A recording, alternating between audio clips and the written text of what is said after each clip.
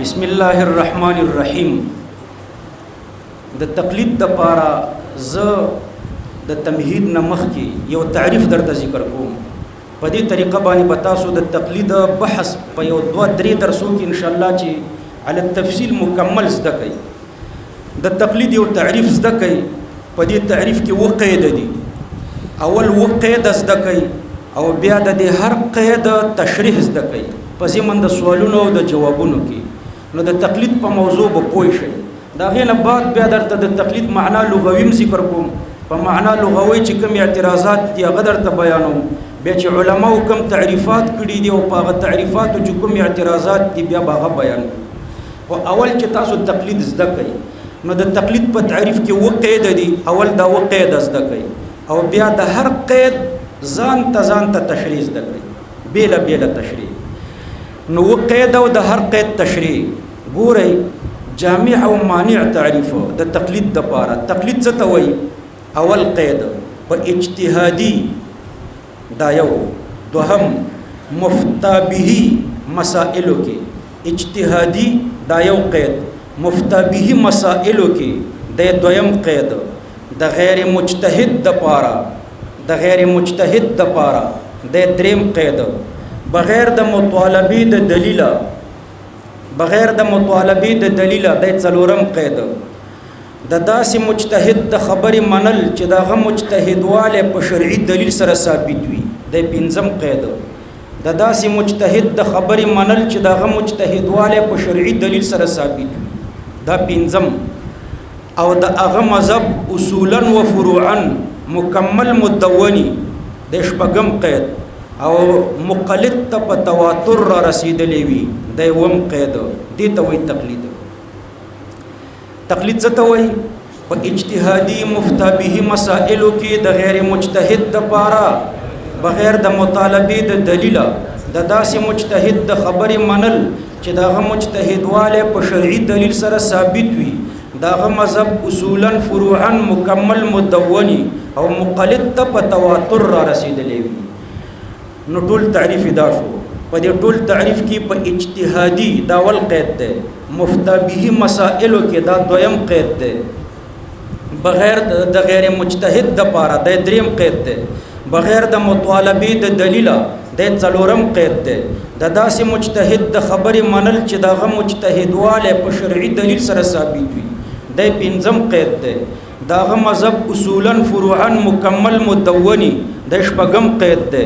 او دغه مذهب مقلد ته په تواتر را رسیدلی وي د یوم قید ده. دا و قید زده کوي او د هر قید په تشریح ځان پوه کوي. نو بس په تقلید به علی وجه البصیرت پوه شي. اول قید څه شی دی؟ دا تعریف په تاسو کولی شئ. اوس څنګه به کوو؟ په اجتهادي مفتا به مسائلو کې د غیر مجتهد د پاره بغیر د مطالبه د دلیل د داسې مجتهد د خبرې منل چې دغه مجتهدواله په شرعي دلیل سره ثابت وي. دغه مذهب اصولا فروعا مکمل مدونی او دغه مذهب مقلد ته په تواتر را رسیدلی وي. دا به ښه زده کوي. دا و قید دی. اول قید څه شی دی؟ په اجتهادي.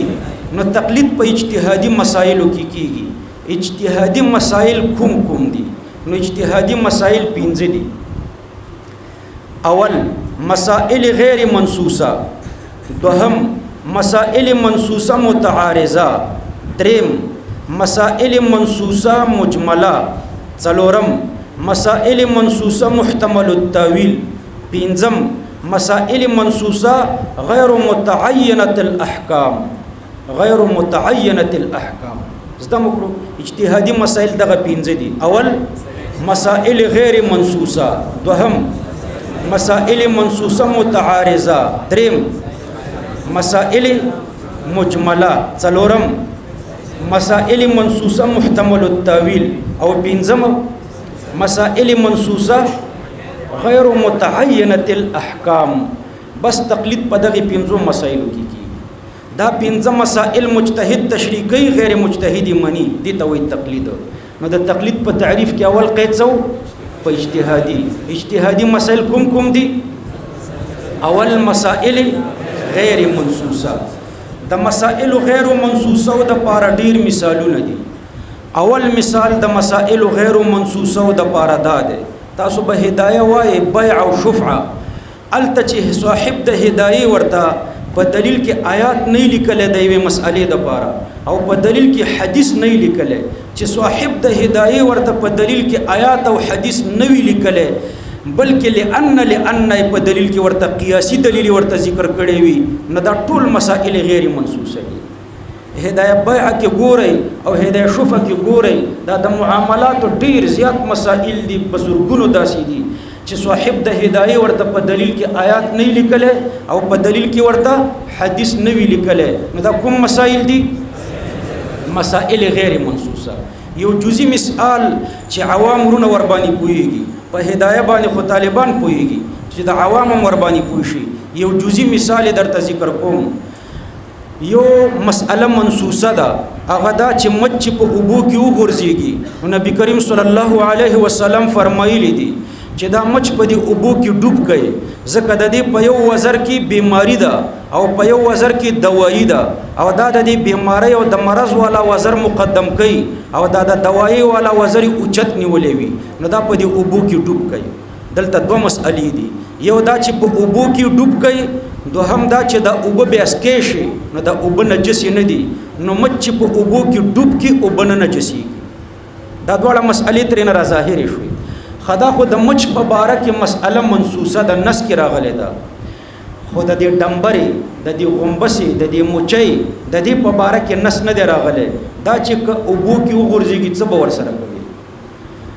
نو دلته دا دوه خبرې یو دا چې په اوبو کې ډوب کا ځکه چې په یو وزر کې دوايي ده او په بل وزر کې بیماری ده دا خو د دې په باره کې نه دی راغلی دا نه دی ثابت چې د دې په یو وزر کې بیماری ده او په بل وزر کې دوايي ده دا پکې نشته ده. خو دا خو پکې شته کنه چې دا غومبسه دا موچۍ دا د مچ په شان ده لکه مچ کې چې سائل روانه وینه نشته د مسائل نو په موچۍ کې د مسائل روانه وینه پکې نشته نو دا چې چا اوبو کې ډوب کړه نو دا اوبم نه نجسيږي. نو اوس مچ په اوبو کې وغورځيږي اوبن نه نجسيږي دا خو نس کې راغلي دي.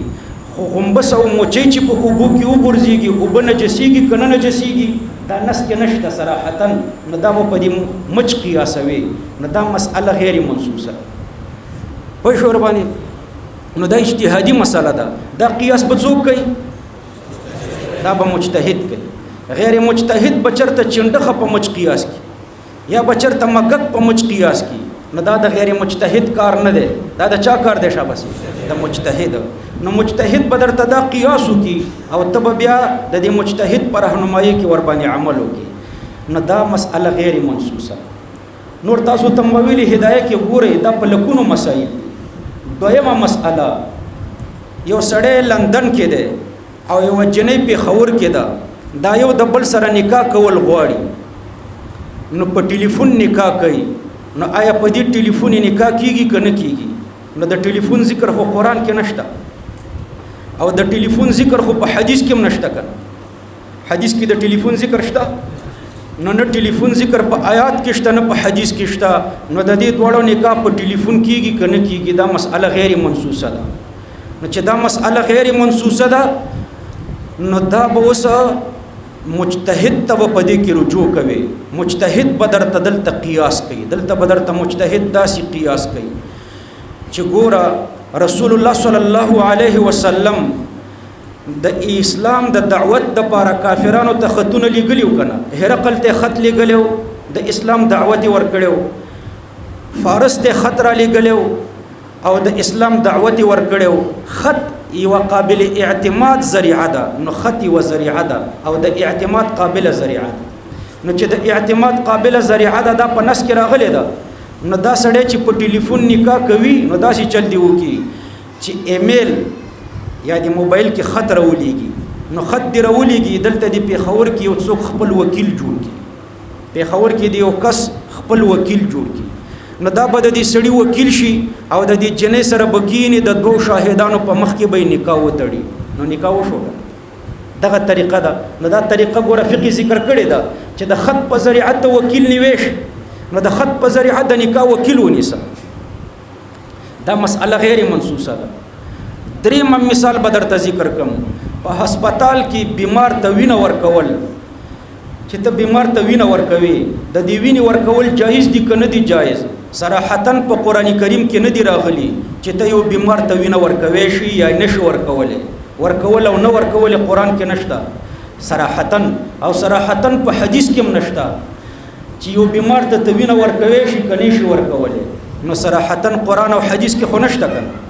نو دا مسأله غیر منسوسه ده کنه، چې بیمار ته وینه ورکوي شي که نشي ورکولی. نو دا صراحتاً قرآن او حدیث کې نشته.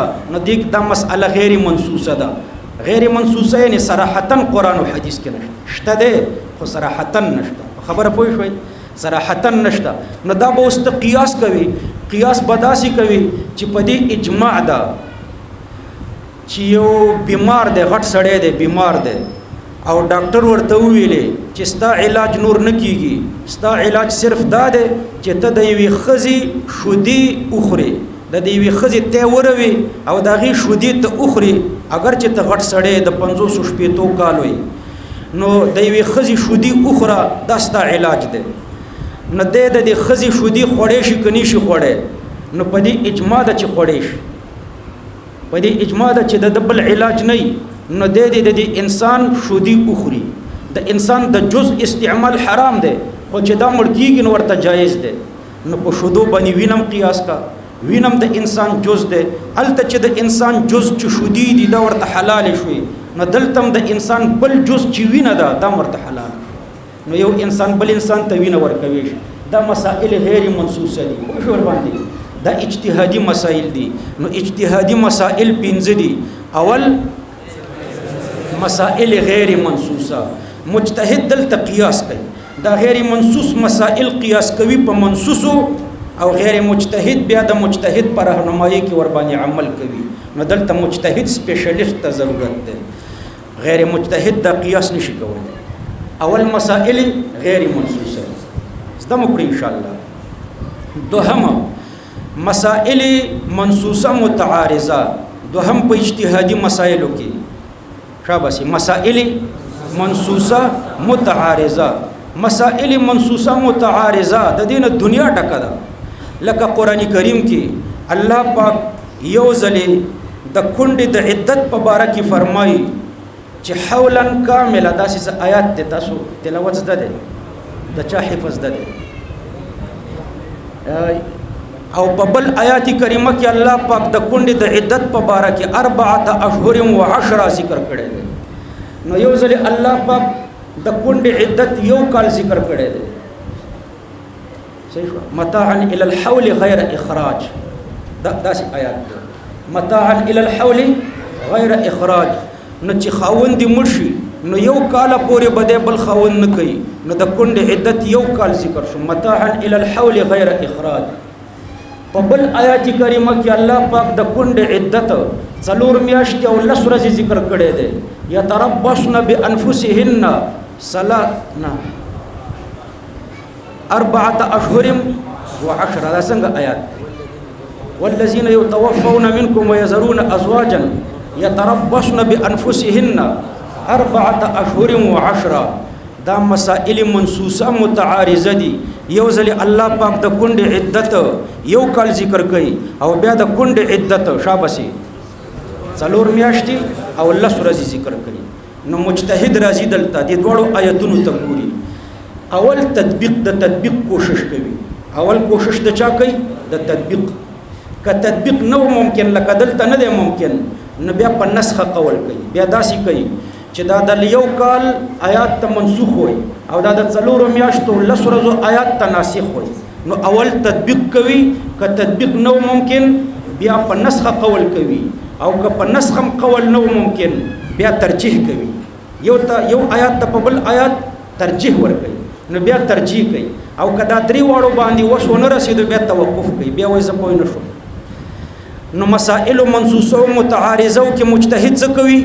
4 کار کوي شاباسي. اول تطبیق، بیا نسخه، بیا ترجیح، بیا توقف. دا د نسخ خدمت شو کنه. غیر مجتهد بیا د مجتهد پر راهنمایي کې ور باندې عمل کوي. مجتهد ورته تطبیق وکړو، غیر مجتهدی اومني. مجتهد یو ته منسوخ بل ته غیر منسوخ ویلې، یو ته منسوخ بل ته ناسخ ویلې، غیر مجتهد اومني. مجتهد یو ته په بل ترجیح ورکړه، غیر مجتهد اومني، نو دې ته وایي تقلید.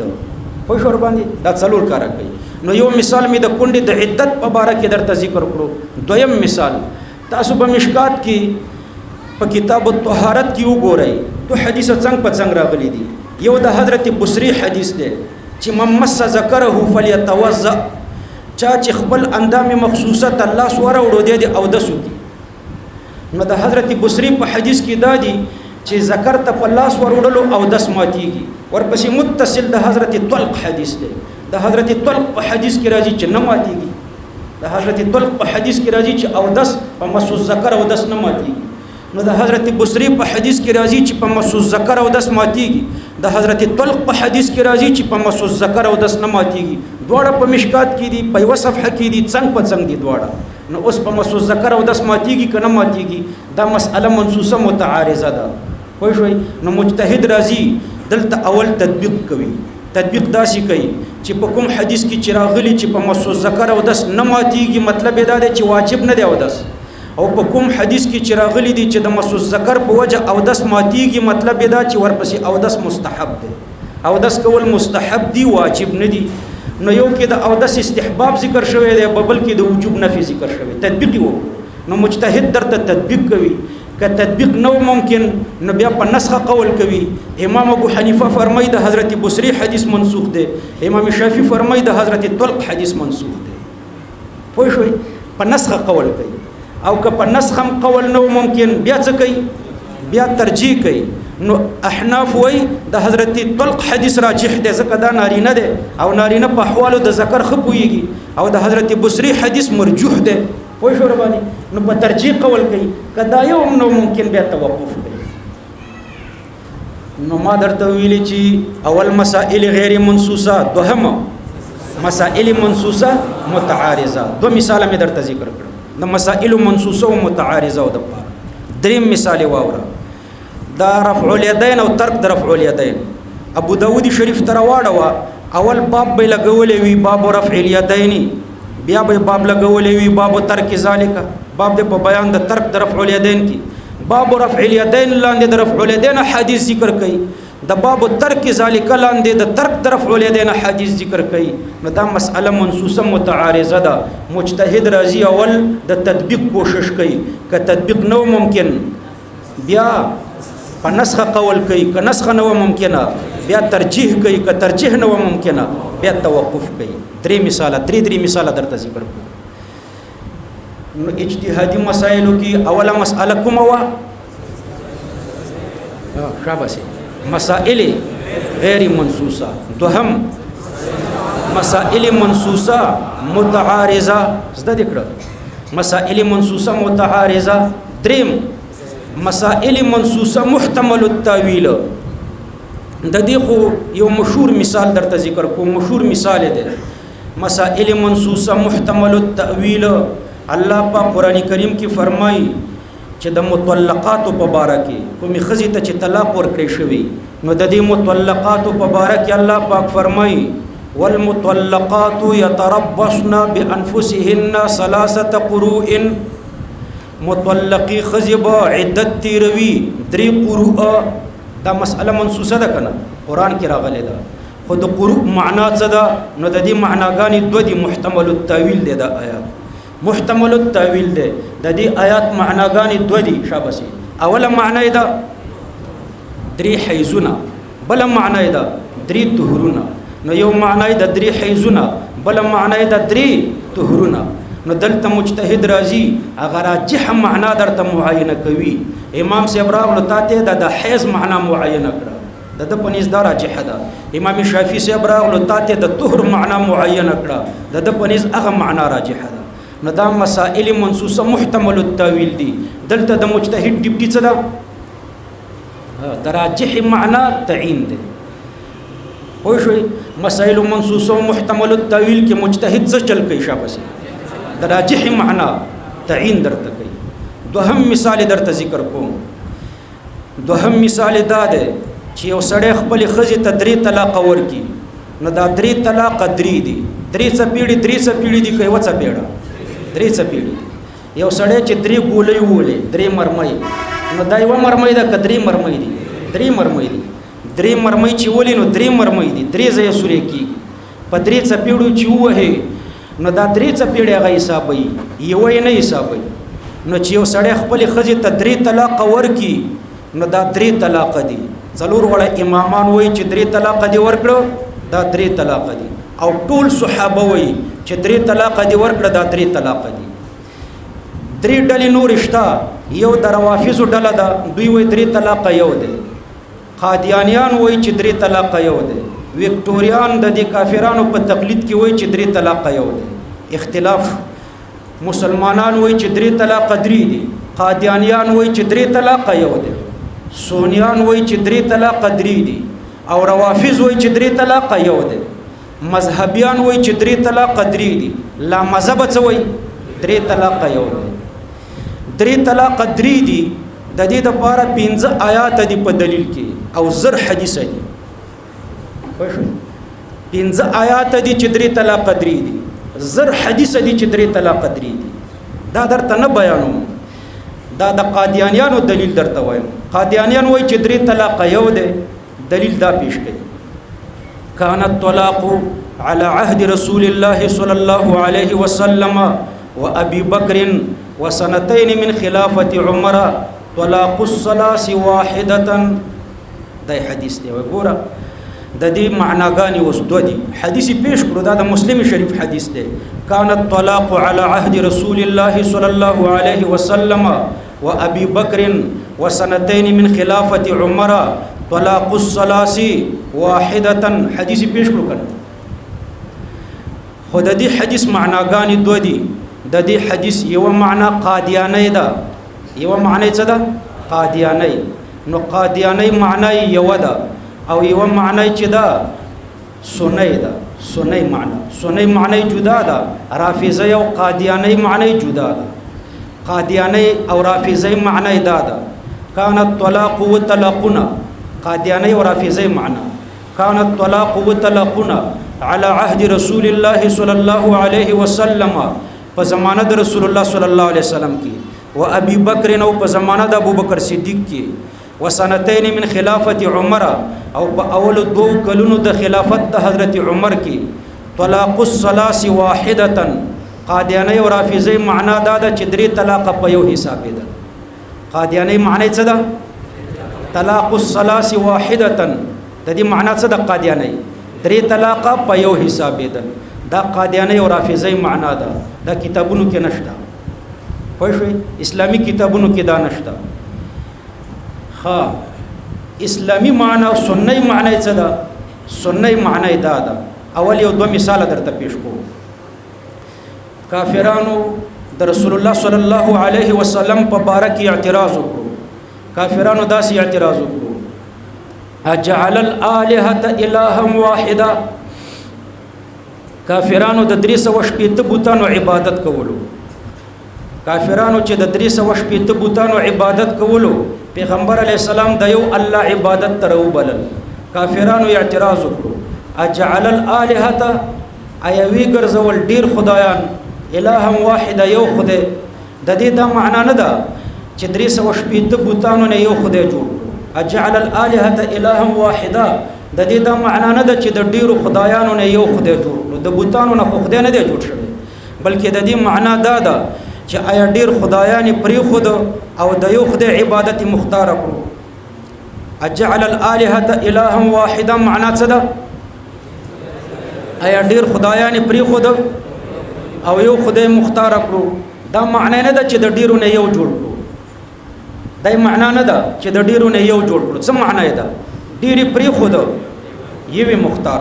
دغه معنا ده. نو دلتم كان الطلاق على عهد رسول الله صلى الله عليه وسلم وابي بكر وسنتين من خلافه عمر. طلاقونه د پیغمبر علیه السلام په زمانہ کې، د ابو بکر صدیق په زمانہ کې او په اول 2 کلونو د خلافت د حضرت عمر کې څه شو؟ طلاق الثلاث واحده. 3 یو نو شوه، بلکې خلکو د 3 په ځای یو مختار کړو. خلکو څه کړو؟ د دریو په ځای یو غوره کړو لکه اجعل الالهه الها واحده آیا ډېری پرې خو د یوې غوره کړو نو دلته هم داسې ده طلاق الثلاث واحده درې پریخي او شابسي یوې غوره کړو خلکو یو طلاق خزي ته ورکول چا درې طلاق نه ورکول بهتره زمانہ و پیغمبر علی السلام په زمانہ کې خلکو خپل خزي ته یو طلاق ورکول د ابوبکر صدیق سے په زمانہ کې عادت دا چې خلکو به خزي ته یو طلاق ورکول د حضرت عمر د خلافت په اول دوړو کلونو کې عادت دا چې خلکو به خزي ته یو طلاق ورکول نو طلاق الثلاث واحده څه معنا شو درې یو شوه نه دی شابسي درې پریخیو یوې غوړه کړو بیا د خلکو عادت بدل شو یوې پریخو د درې غوړه کړو نو عادت د خلکو بدل شو وای شوي دا اوله معنا څه و د دریو نه یو جوړو درې یو دا قادیانه او رافضه معنا ده چې درې یو طلاق دا قادیانه او رافضه معنا ده سنی معنی څه ده درې پریخي او شابسي یوې غوړه کړو کومه معنا راجحه ده که قادیانه او رافضه معنا والو نو حضرت د دې معنا بدای چې درې په یو حساب دو حضرت عمر دا د دین مسأله بدل کړ بیا مخکې درې په یو حساب دو به حضرت عمر درې په دریو حساب کړو نو دا په حضرت عمر په لمن دا غراغلو کنه چې حضرت عمر شرعي د دین شرعي مسأله بدل کړ د حضرت عمر په لمن دا غراغلو په دې قادیانه او رافضه معنا کې او دا زمون په معنا کې د حضرت عمر په لمن دا نه راځي د دې زمون معنا دا ده چې عادت بدل شو مخکې عادت دا چې خلکو خپل خزه ته یو طلاق ورکول درې پریخیو بیا د حضرت عمر په زمانہ کې عادت بدل شو شابسي خلکو یو طلاق پرې خود درې ورکول شروع کړ نو قادیانه او رافضه معنا کې تبديل د مسئلې راځي چې حضرت عمر تبديل د مسئلې کړی دی او زمون په معنا کې د تبديل د مسئلې ذکر نه دی بلکې د تبديل د عادت ذکر دی نو کومه معنا اولاد کله تبديل د مسئلې ذکر راولي د حضرت عمر او د صحابه په لمن داغ راځي او کله تبديل د عادت خبره وکړي نو بیا د چا په لمن داغ نه راځي د صحابه په لمن داغ نه راځي مسلم شریف کې وګوره دا معنی خپل تل لیکل ده نو دا حدیث محتمل التاویل دی کنه كان الطلاق على عهد رسول الله صلى الله عليه وسلم وابي بكر وسنتين من خلافه عمر طلاق الثلاث واحده طلاق الثلاث واحده د دې دوه معناګانې دي یو معنا کې تبديل د مسئلې راځي چې درې طلاق یو به حضرت عمر درې کړو تبديل د مسئلې او بل معنا کې تبديل د مسئلې نه راځي بلکې تبديل د عادت راځي چې درې مخکې خلکو یو طلاق ورکول بیا عادت بدل شو شابسي درې طلاقونه شو مثال می درته ذکر کړو اجعل الالهه الها واحده د دې د معنا نه ده چې د ډیرو خدایانو نه یو خدای جوړ کړو بلکې معنا دا ده چې ډیری پریخیو یو غوړه کړو دا څه ده دارنګ بل حدیث کې راځي من جعل الهموم هما واحدا كفاه الله چا چې د ډیرو غمونو نه یو غم جوړ کړو نو د دې یو غم د پاره به الله کافی شي د دې د معنا نه ده چې د ډیرو غمونو نه یو غم جوړ کړو مطلب دا چې د دنیا ډیر غمونه پرېدا او د آخرت یو غم غوړه کا یو غم مختار کا د دنیا ډیر غمونه پرېدا او د آخرت یو غم مختار کا نو دلته داسې دا اولو کلونو کې داسې وا چې د خلکو یو طلاق مختار کړو بیا عادت بدل شو خلکو درې طلاق مختار کړو دا مسائل منصوصه محتمل التاویل خوش ان شاء الله یو درې مثال به درته ذکر کړم درې مثال دا ده تاسو چې د امام شاته ولاړ یې امام الحمدلله لولي نو تاسو باندې واجب ادا ده چې تاسو به چپ درېږئ او که تاسو چپ ونه درېږئ الحمدلله ولوستله نو حرام کار مو وکړو یو وکټوري ماته ویل چې یو سړی د امام پسې الحمدلله لولي د حکم څه دی ما ورته دا حرامي دی و څنګه حرامي دی ته خو کنځله وکړه مې حرامي دا مطلب نه چې مورې زنا کړې ده یعنی حرام کار یې کړی دی حرامي دا مطلب چې څه کړی دی حرام کار کړی دی د امام شاته د الحمدلله لوستل څه شي دي حرام دي چې څوک لولي د حرامي دي حرام کار کوي یو نیم سل احادیث دي د دې لپاره چې د امام شاته د الحمدلله نه لولي یو نیم سلونم ډیر دي خو ما دلته د کتاب کې یو نیم سل را جمع کړی یو نیم سل احادیث دي د قران آیات هم دي یو نیم سل احادیث هم دي چې چپ بدرېږي خو وکټوریان چې کوم دلیل پیش کوي وکټوري اهل حدیث نو هغه یو حدیث پیش کوي وای ټول کتابونو کې دا حدیث دی رسول الله صلی الله علیه وسلم فرمایلی دی لا صلاة لمن لم يقرأ بفاتحة الكتاب لا صلاة لمن لم يقرأ بفاتحة الكتاب دا حدیث مورد دوریان دا وی دا اغا چال من کیږي چې الحمدلله ونه دا وابي معنا دا نو یو معنا دا وابي دا بل معنا دا صحابي دا د صحابي د حدیث نه چې معلومیږي صراحت نه دا کړي خو د صحابي د حدیث نه چې معلومیږي هغه داسې معنا ده لا صلاه نشته د المنز نکیږي المنز لمن د هغه چا لم يقرأ چې قراءت نکی به سرد فاتحه الكتاب الحمدلله چې د الحمدلله سره قراءت نکی د الحمدلله سره چې سورۃ ونل ولید غل من نکی دا حدیث د سورۃ په باره کې ده د چا په باره کې ده د سورۃ دا حدیث د سورۃ په باره کې ده الحمدلله په باره کې نه ده لا صلاه نشته د المنز لمن د هغه چا لم يقرأ چې قراءت نکی بفاتحه الكتاب د الحمدلله سره چې د الحمدلله سره سورۃ ونل ولید غل من نکی د الحمدلله سره سورۃ څوک لولي چې الحمدلله لولي سورۃ هم لولي دا څوک دی دا منفرد او امام نو دا حدیث د منفرد او د امام په باره کې دی دا حدیث د چا په باره کې دی د منفرد او د امام حضرت جابر وای دا د منفرد او د امام په باره کې دی حضرت عبد الله ابن عمر وای دا د منفرد او د امام په باره کې دی د منفرد په باره کې دی امام احمد وای دا حدیث د منفرد په باره کې دی امام احمد وای حضرت جابر وای حضرت عبد الله ابن عمر وای چې دا حدیث د چا په باره کې دی منفرد چې واصل منځ کوي نو یواصل منځ کوي لا صلات نه دي کیږي المنځ لمن د هغه منفرد لم يقرأ چې د قراءت نکی بفاتحه الكتاب د الحمدلله سره چې سورۃ ونل ولي المنځ نکی نو دا حدیث د چا په باره کې دی د منفرد و بي وای دا د امام او د منفرد او د مقتدی درې وړو په باره کې دی صحابي وای دا د منفرد په باره کې دی نو د وابي معنی کده صحابي معنی وابي وای لا صلاة لمن لم يقرأ بفاتحة الكتاب دا اغا چال من کیږي چې الحمدلله ونل ولي اول خو د بي معنا ونکړه بیا وای امام دې ک مقتدی دې ک منفرد دې منځ نه کیږي به الحمدلله امام دې ک مقتدی دې ک منفرد دې تعمیم یو کړو کنه نو وابي وای چې امام دې ک مقتدی دې ک منفرد دې او صحابي څه وای صحابي وای دا حدیث شابسي د منفرد په باره کې دی چې واځل منځ کوي داغه په باره کې دی خو شوي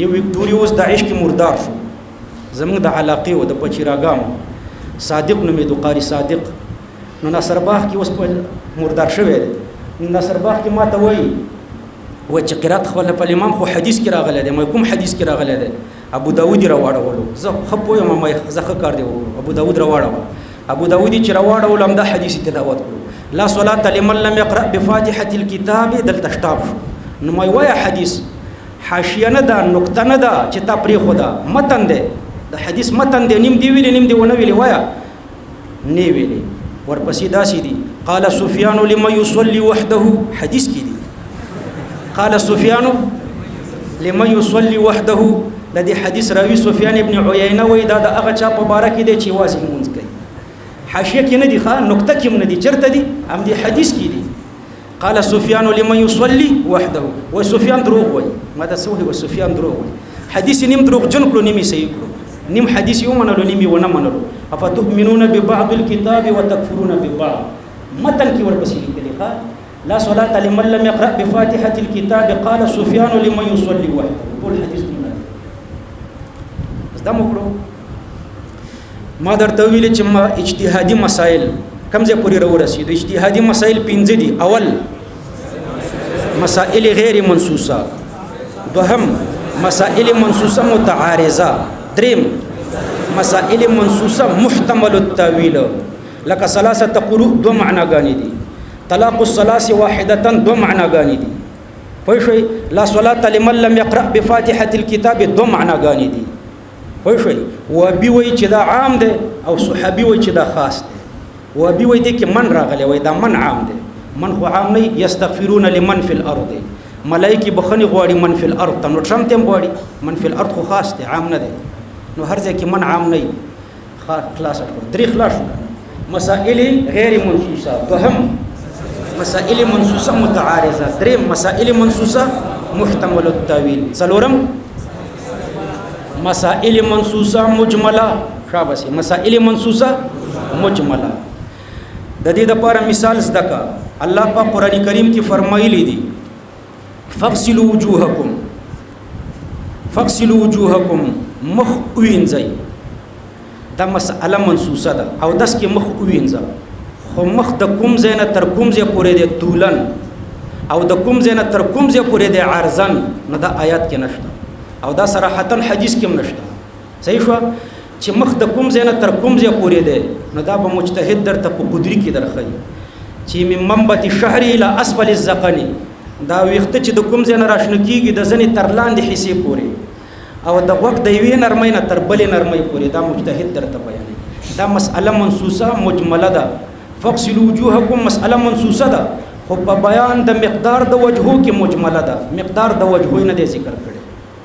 پوه شو باندې دوهم مثال درته ذکر کوم. د عبد الله ابن مسعود رضی الله عنه په حدیث کې راځي اذا ركع احدكم فقال في ركوعه سبحان ربي العظيم 3 مرات فقد تم ركوعه. اذا ركع احدكم چې کله یو کس په تاسو کې رکوع کی فقال في ركوعه او دې په خپل رکوع کې وایي سبحان ربي العظيم، سبحان ربي العظيم وایي 3 مرات 3 ځلې فقد تم ركوعه، نو رکوع تام شو. پوه شئ وذلك ادناه، او دا 3 ځلې لوستل د ادنا مرتبه ده. چې 3 ځلې دی ولوستل سبحان ربي العظيم، نو رکوع دې تام شو. که یو ځلې دی ولوستل رکوع دې تام ده که تام نه ده. د یو او د دو په باره کې اوس دا حدیث مجمل دی چې که یو ځل سبحان ربي العظيم وایي نو حکم دې څه دی، که 2 ځلې سبحان ربي العظيم وایي نو حکم دې څه دی. نو دلته مجتهد راځي تا ته دلته تقدیر لګي وذالک ادناه، یعنی ادنى الکمال، یو ادنا کامل رکوع ده، یو نفسي رکوع ده. نفسي رکوع کې چې یو ځلې وایم صحیح ده، او ادنا کامل رکوع چې کوي نو 3 ځلې وایي ادنى الکمال. نو دلته د ادنى الکمال پکې مجتهد لګولې ده. پوه شوې دا د یو او د دو حکم تا ته مجتهد درخایي. زده مو کړه. دریم مثال درته ذکر کوم. الله په قرآن کریم کې فرمایلی دي چې یا ایها الذین آمنوا اذا قمتم الى الصلاة فاغسلوا وجوهکم. یا ایها الذین آمنوا اذا قمتم، اے مؤمنانو چې کله تاسو ودرېدئ، اذا قمتم الى الصلاة چې کله لمانځه ته ودرېدئ نو بیا اودس وکړئ. تاسو چې کله لمانځه ته ودرېږئ بیا اودس کوئ که مخکې اودس کوئ؟ مخکې اودس کوئ. نو دلته محدثین تقدیر لګئ اذا قمتم یعنی اذا اردتم القیام، دا تقدیر مجتهد لګئ. پوه شو باندې نو د اردتم القیام په باره کې دا حدیث د آیات کریمه مجمل دی. مجتهد په دې باندې پوهیږي چې کله کله فعل ذکر کیږي مراد ترنه نفسي فعل وي، لکه فغسلوا وجوهکم مراد ترنه نفسي غسل دی. کله فعل ذکر شي مراد ترنه نفسي فعل وي، کله فعل ذکر شي مراد ترنه دعوه د فعل وي، لکه لا تزکوا انفسکم، دعوه د تزکیه مکوئ. نور خپل تزکیه کوه خو دعوه د تزکیه مکوئ. او کله کله فعل ذکر شي او مراد ترنه اراده د فعل وي، لکه اذا قمتم الى الصلاه یعنی اذا اردتم القيام، نو دا تقدیر چا لګولې ده؟ شاباس مجتهد. درې مثال مې درته ذکر ورو درته وایم چې زده مو شي. مسائل اجتهادیه کوم دي؟ شاباس اجتهادي مسائل. اول مسائل غیر منصوصه، دوهم مسائل منصوصه متعارضه، دریم مسائل منصوصه محتمل التاویل، څلورم مسائل منصوصه مجمله، پنځم پاتې پنځم مسائل منصوصه غیر متعینه الاحکام. مسائل منصوصه غیر متعینه الاحکام، لکه ګوره قرآن کریم کې الله پاک د امر صيغه مستعمله کړې ده فغسلوا وجوهکم. خدای نه دی ویلي چې د مخ وینځل فرض دي که سنت دي که واجب دي، دا ورسره نه دی ویلي. دا به مجتهد د دلیل قوت ته ګوري چې دلیل په 4 قسمه ده. یو هغه دلیل دی چې قطعی ثبوت او قطعی دلالت دی، یو هغه دلیل دی چې ظنی ثبوت او ظنی دلالت دی، دواړه طرفه ظنی وي. دریم هغه دی چې قطعی ثبوت او ظنی دلالت دی. څلورم هغه دی شاباسي چې ظنی ثبوت او قطعی دلالت دی. نو کوم دلیل چې قطعی ثبوت او قطعی دلالت دی هغه په جانب د امر کې فرضواله راولي، په جانب د نهي کې حرامواله راولي.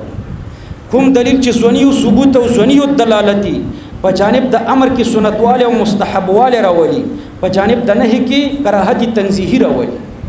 کوم دلیل چې قطعی ثبوت او ظنی دلالت دی یا ظنی ثبوت او قطعی دلالت دی په جانب د امر کې وجوب راولي، په جانب د نهي کې کراهت تحریمی راولي. مجتهد د دې دلیل قوت ته ګوري نو فاغسلوا وجوهکم ته چې وکتل قطعي ثبوت او قطعي دلالت نو وی فرمایل چې د مخ وینځل فرض دي خو شوي د مخ وینځل څه شي دي فرض صراحتا آیات کې نه دی راغلي چې فرض دي صراحتا حدیث کې نه دی راغلي چې فرض دي خو مجتهد د دلیل قوت ته وکتل او وی ویل چې فرض دي په خبره پوه شو کنه بل د امر صيغه د ګوره قران کریم کې الله پاک فرمایي واذا قال سمع الله لمن حمده فقولوا ربنا لك الحمد کله چې امام سمع الله لمن حمده وای نو فقولوا ربنا لك الحمد پوه شو اذا قال چې کله امام سمع الله لمن حمده وای فقولوا ربنا لك الحمد دا آیا خبر واحد ده کنه ځونی او ثبوت ده نو چې ځونی او ثبوت ده ګورا ربنا لك الحمد ویل اوس فرض نه دی اگر چې صيغه د امر ده خو ربنا لك الحمد ویل فرض نشو نو به هر تقدیر پنځمه مسأله کومه ده شاباسي مسائل منصوصه غیر متعینه الاحکام دا د اول قید تشریح و پنن درس کې و قید دي دا اول قید لک تفصیلی نو د تقلید دایره دا پنځه مسائل دي بهر تقدیر استاد د تقلید تعریف کوي په اجتهادي مفتا به مسائل کې د غیر مجتهد د پاره بغیر د مطالبه د دلیل د داسې مجتهد د خبره منل چې دغه مجتهد واله په شرعي دلیل سره ثابت وي دغه مذهب اصولا فروعا مکمل مدوني او مقلد ته په تواتر را رسیدلی وي اول قید دا چې په اجتهادي مسائل دا پنځه دي مسائل غیر منصوصه مسائل منصوصه متعارضه مسائل منصوصه محتمل التاویل مسائل منصوصه مجمله او پنځم مسائل منصوصه غیر متعینه الاحکام تقلید په دې پنځو مسائلو کې کیږي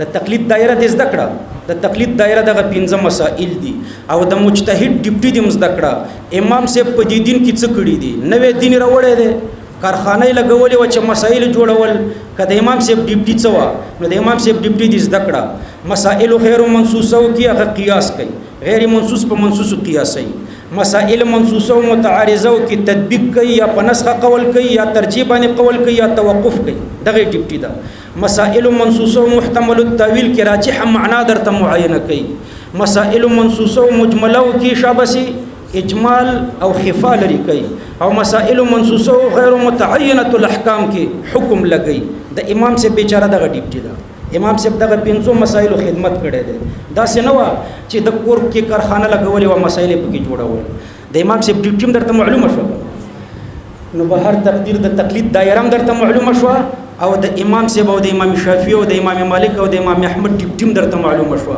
چې هغه اول قسم مسایلو کې څه کوي دویم قسم کې څه کوي دریم قسم کې څه کوي څلورم قسم کې څه کوي پنځم قسم کې څه کوي دا د امام صاحب ډیپټي د امام صاحب دغه خدمت کړي دي په دې خدمت ته څه اعتراض لري اوس یو څو اعتراضات درته دفعه اول اعتراض دا دی تاسو ورته سوچ کوئ د امدی اول قید سره تعلق لري اول قید سره تعلق داسې لري ګوره وکټوریان پتا سو اعتراض کوي وای قران او حدیث ته نو تقلید ته څه ضرورت ده شاباسي قران او حدیث ته نو تقلید ته څه ضرورت ده نو جواب دا ده چې قران او حدیث منصوصات دي قران او حدیث څه دي منصوصات او تقلید ته په اجتهادیاتو کې ضرورت ده تقلید پچا کې کیږي شاباسي په دې پنځو اجتهادیاتو کې او د دې پنځو اجتهادیاتو د خدمت طریقه تاسو ته معلومه شو تاسو باندې زه اعتراض کوم قران او حدیث ته نو د امام صاحب تقلید ته څه ضرورت ده جواب راکړئ قران او حدیث منصوصات دي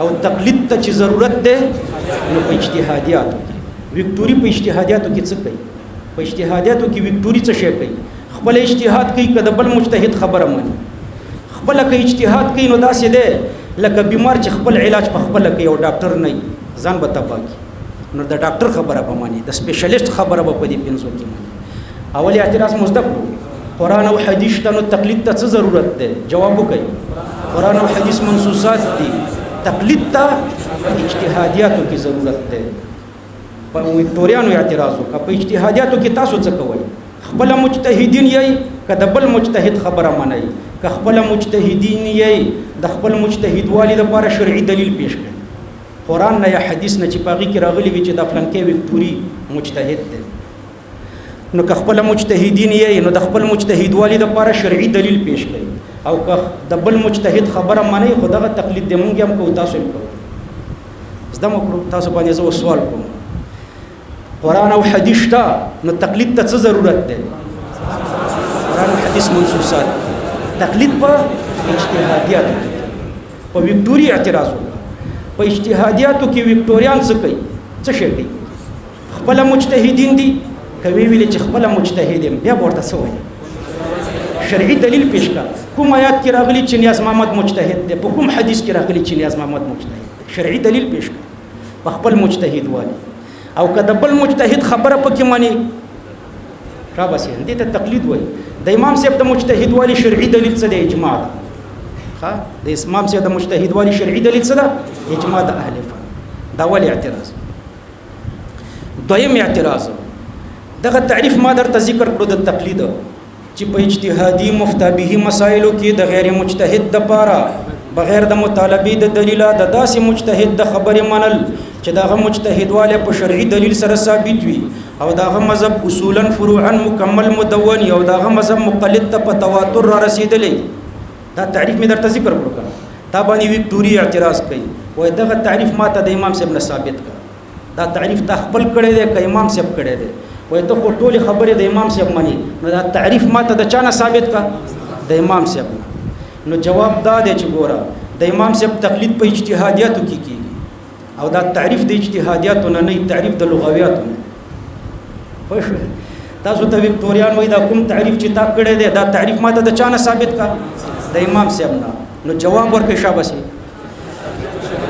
د امام صاحب تقلید په دې پنځو اجتهادیاتو کې کیږي تماته دا تعریف په دې پنځو مسایلو کې داخل کا په دې پنځو اجتهادیاتو کې چې زه به درته د امام صاحب نه ثابت نو تعریف تقلید په چا کې کیږي شاباسي په اجتهادیاتو کې او تعریف د کومې قبیلې نه دی دا د لغویاتو نه دی د منصوصاتو نه دی د لغویاتو نه وای شربانی دا د اهل لغتو کار دی دریم اعتراض دا دی چې ګوره داسې وایي چې تاسو تقلید ته واجب وایي تاسو ټول وایي چې تقلید واجب دی که نه نو وایي دا ماته د امام صاحب نه ثابت کړه چې امام صاحب ویلي وي چې تقلید واجب دی تاسو وایي چې تقلید واجب دی دا جمله موږ ته د امام صاحب نه ثابته کوي امام صاحب کوم ځای کې ویلي چې تقلید واجب دی جواب دا دی چې تقلید واجب دی دا مسئله د منصوصاتو نه ده تقلید واجب دی دا مسئله د چا نه ده شاباسي د منصوصاتو نه ده په قرآن ثابته ده په حدیثو ثابته ده نو دا د منصوصاتو نه ده او تقلید په چا کې کیږي په اجتهادیاتو کې بیا هم د امام صاحب نم ثابته ده تاسو ته وروسته د امام صاحب قول هم پکې ذکر کړو نو دریم اعتراض دا چې موږ وایو تقلید واجب دی وای دا جمله د امام صاحب نه ثابته کا جواب ورکړي شاباسي دا جمله د منصوصاتو نه ده او د امام صاحب تقلید په چا کې کیږي په اجتهادیاتو کې کیږي بل اعتراض دا دی تاسو ته ما څو ځلې ویلې دا یو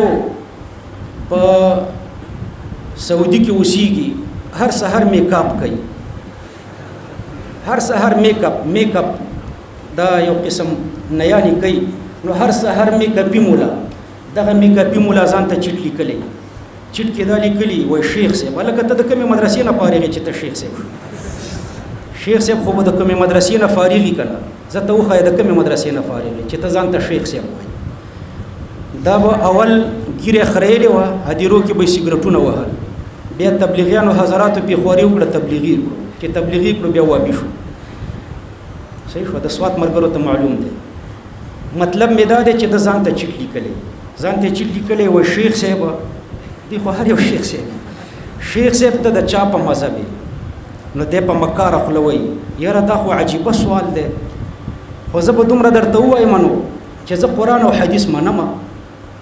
حدیث منم او امامانو ته احترام لرم په جواب ته د چا په مذهب دی ورته جواب کې څه وایي زه قرآن او حدیث منم او امامانو ته احترام لرم هلکه وام د کوم ځای او ډب د کوم ځای خیږي هغه درته وایي د چا په مذهب یعنی په اجتهادیاتو کې څه کوي خپل مجتهد که د بل مجتهد پیروي کوي د چا په مذهب د دې سوال تشریح ده د چا په مذهب تشریح څه ده شاباسي په دې اجتهادیاتو کې څه کوي که خپل مجتهد په خپل مجتهد والی شرعي دلیل پیش کا کله بل مجتهد پیروي کوي دې ته تقلید وایي.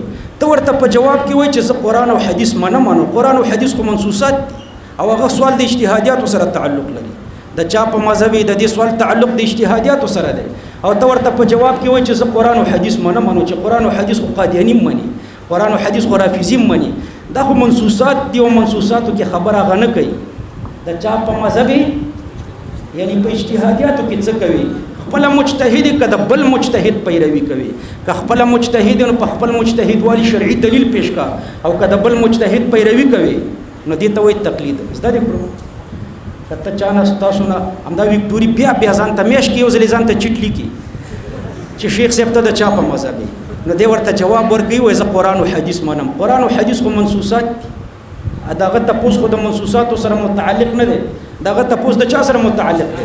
اجتهادیاتو سره. د چا په مذهب یعنی اجتهادیاتو کې څه کوي؟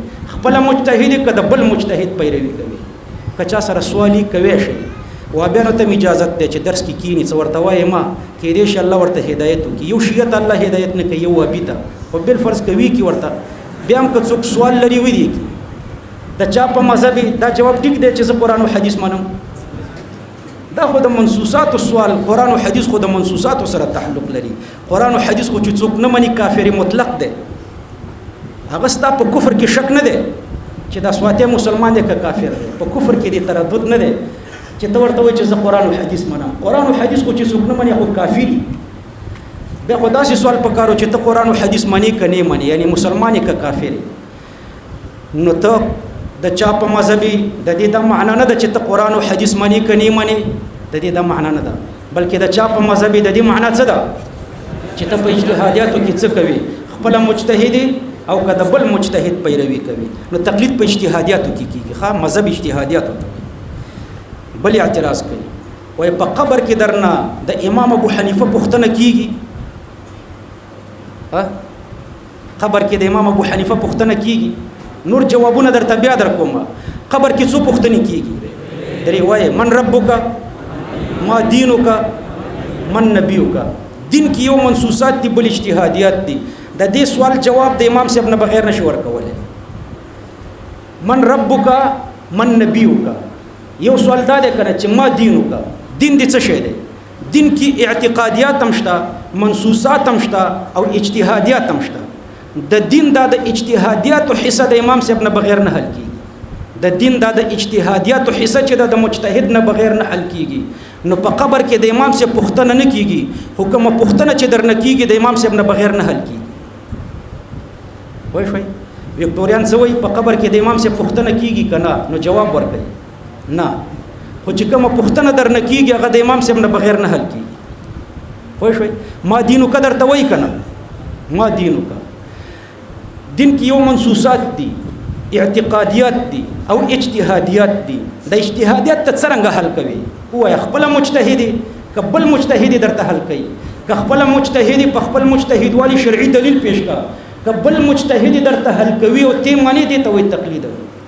اسانه جواب ده خو دوی تلبیس ابلیس کوي. بیا درته وای کلمه طیبه کې د امام صاحب نوم شته، لا اله الا الله محمد رسول الله. عجیب سوالونه کوي. لا اله الا الله محمد رسول الله وای دي کې د امام صاحب نوم شته، دي کې خدای ابوبکر صدیق صاحب نوم هم نشته، دي کې خدای امام بخاری نوم هم نشته، نوم دی پکې نه.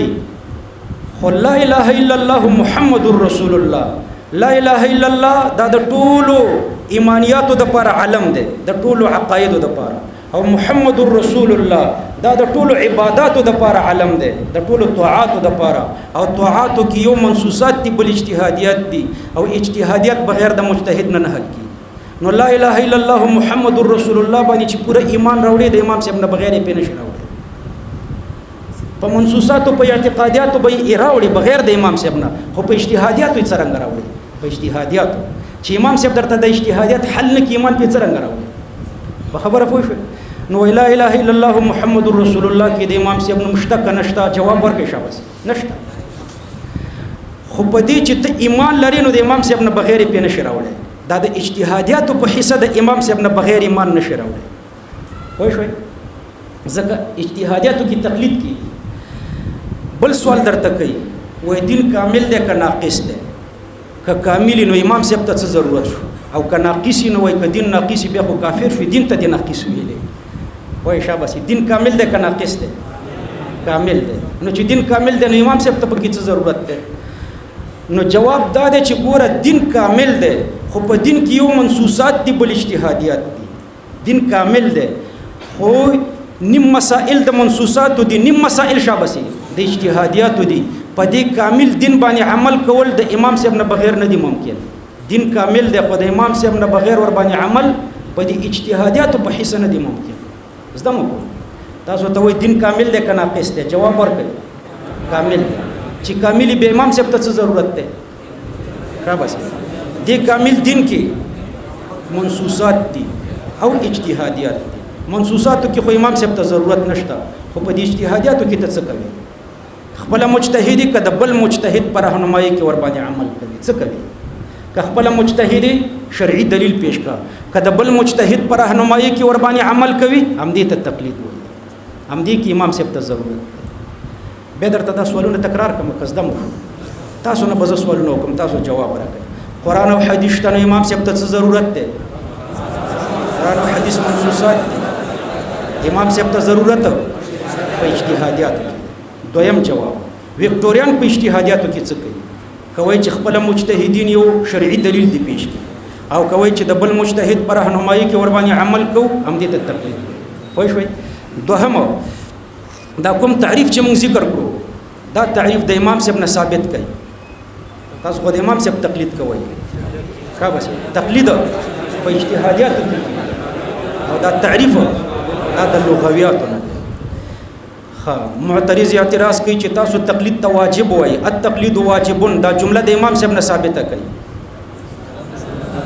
دا جمله د منصوصاتو نه ده او د امام صاحب تقلید په اجتهادیاتو کې آیا په کلمه طیبه کې د امام صاحب نوم شته جواب دا چې په کلمه طیبه کې خود صحابه نومونه نشته د محدثینو نومونه نشته د فقهاو نومونه نشته خو په کلمه طیبه باندې عمل کول د امام صاحب د پیروي نه بغیر نه دی ممکن ځکه هغه د اجتهادیاتو حصہ درته دی حل کوي د اجتهادیاتو حصہ څوک حل کوي امام صاحب واضح کوي آیا په قبر کې د تقلید پوښتنه کیږي نه د قبر کې د تقلید پوښتنه نه کیږي خو په قبر کې چې د چا پوښتنه کیږي را بسي دا غي جواب د امام صاحب د پیروي نه بغیر نه دی ممکن ځکه په قبر کې د دین پوښتنه کیږي کنه او د دین د اجتهادیاتو حصہ امام صاحب حل کړی دا نو د امام صاحب د پیروي نه بغیر جواب نشي ورکولای خو شوي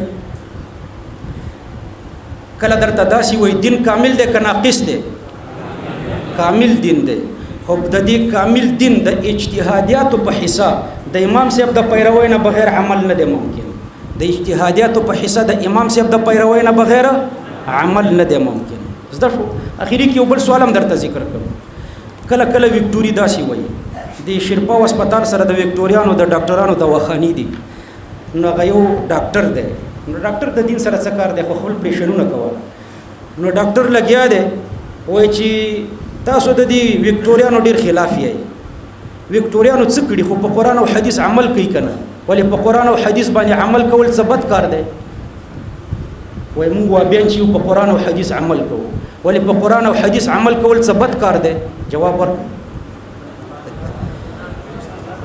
دو جواب دي ښا یو جواب دا دی چې په مکمل قران او مکمل حدیث باندې عمل کول ښه کار دی خو په نیم قران عمل کول او په نیم نه کول په نیم حدیث عمل کول او په نیم نه کول دا بد کار دی او دا وابیان کوي په منصوصات عمل کوي په اجتهادیات نه کوي اجتهادیات هم قران کې شته او په دې دوی عمل نه کوي اجتهادیات هم په حدیثو کې شته او په دې دوی عمل نه کوي پوه شئ دغه جواب وکټوري درته وایي زه وابیم زه په قران او حدیث عمل کوم ولې په قران او حدیث عمل کول څه بد کار دی ورکړئ جواب په مکمل قران او مکمل حدیث باندې عمل کول ډیر ښه کار دی خو وکټوریان داسې نه کوي په نیم قران عمل کوي چې منصوصات او حصہ ده په نیم نه کوي چې د اجتهادیات او حصہ ده په نیم احادیث عمل کوي چې د منصوصات او حصہ ده په نیم نه کوي چې د چا حصہ ده د اجتهادیات په اجتهادیات عمل نه کوي خاکه کوم خيار وکټوري سره مخ وي او خيار وکټوري وایي اجتهادیات منم زه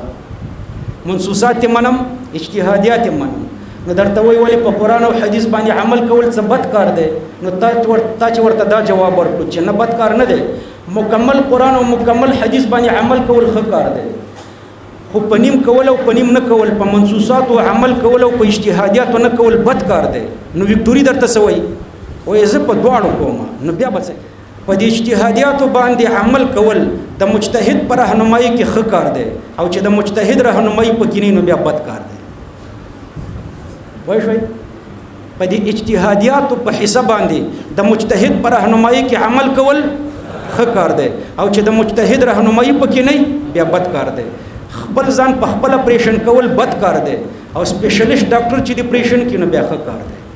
نو د دین سپیشلیست چې درته اجتهادیات حل کې نو ښه کار دی، او چې ته په خپل ډاکټر نه یو ځان اپریشن کوي نو دا بد کار دی. بس دی.